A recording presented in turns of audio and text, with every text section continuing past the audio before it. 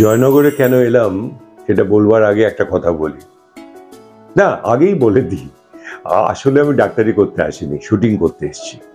কিন্তু এখানে শুটিং করতে এলাম স্পন্দন বলে একটি নার্সিংহোমে।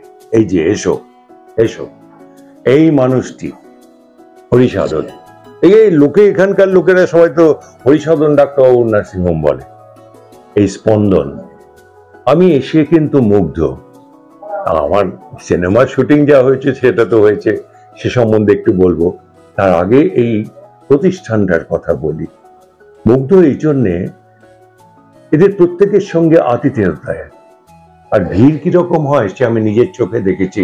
কালকে শুটিং করবার সময় ভিড় সামলানো যাচ্ছিল না। একদিন এই জিনিসটা হয় না, মানুষের বিশ্বাসটা অর্জন করতে হয়। আর আমার এই ছোট্ট ভাইটা এই হরিসাধন সেটা করতে পেরেছে, অসম্ভব ভালো লেগেছে। স্পন্দন সম্বন্ধে কয়েকটা কথা বলি।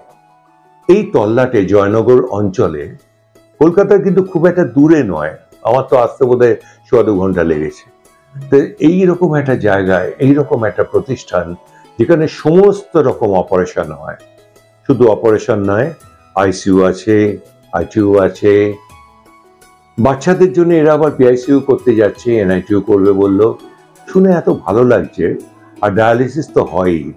অতএব এখানকার মানুষ সমস্ত রকম পরিষেবা পাচ্ছে। এখানে স্বাস্থ্যসাথী আছে, ওয়েস্ট বেঙ্গল হেলথ স্কিম আছে, সবকিছু যা কিছু হয় সবকিছু, ওটা কোনোটাতেই না বলেন না। তো এখানে এসে দেখলাম, মন ভরে গেল যে প্রত্যেকটা মানুষ পরিষেবা পাচ্ছে। ভালো লাগলো স্পন্দনে।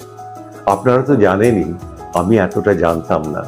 জয়নগরে এসে এটা দেখে আমার ভীষণ ভালো লেগেছে, আমার মন ছুঁয়ে গেছে।